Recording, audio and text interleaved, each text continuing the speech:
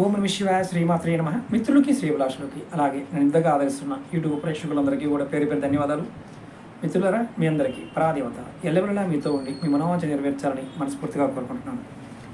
ఈరోజు షార్ట్ వీడియోలో అమావాస్య, రాబోయే అమావాస్య, పితృపక్ష అమావాస్య.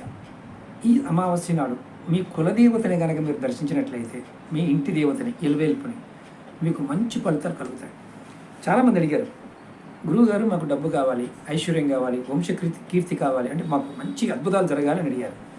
అమావాస్య నాడు, ప్రతి అమావాస్య నాడు మీరు కనుక మీ ఇలవేల్పుని దర్శనం చేసుకున్న, మీ ఇలవేల్పుకి దీపారాధన చేసిన ఖచ్చితంగా మంచి ఫలితాలు ఉంటాయి. అందులో ముఖ్యంగా వంశకీర్తి, అలాగే ఐశ్వర్యం, కార్యజయం, అన్నిటికంటే ముఖ్యమైన శత్రునాశనం, ఇలాంటి అనేక శుభ ఫలితాలు కలుగుతాయి. ప్రయత్నం చేయండి.